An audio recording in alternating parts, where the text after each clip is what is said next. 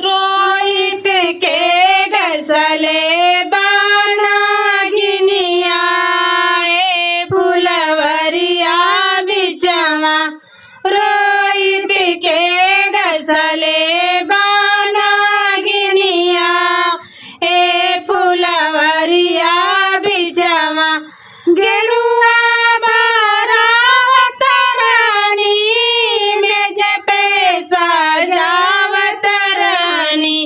गेरुआ बारावत रानी मेज पे सजावत रानी आई गई नी जुलूमी खबरिया हे फुलवरिया बिचवा आई गई नी जुलूमी खबरिया हे फुलवरिया बिचवा रोहित के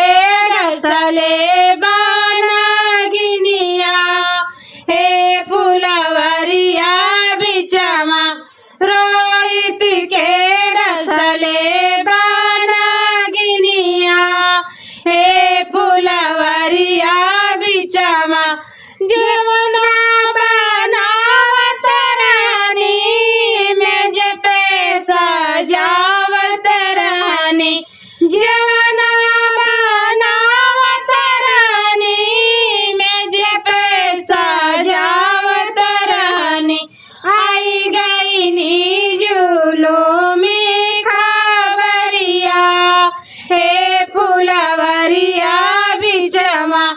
आई गई नी जुलूमी खबरिया हे फुलवरिया बिचवा रोहित के डसले बाना गिनिया हे फुलवरिया बिचवा रोहित के डसले बाना गिनिया हे फुलवरिया बिचवा बिड़वा जोड़ावत रानी मेज पे सजावत रानी बिड़वा जोड़ावत रानी मेज पे सजावत रानी आई गई नी जुलूमी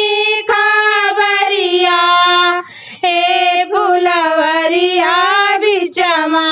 आई गई नी जुलूमी खबरिया हे फुलवरिया बिचवा रोहित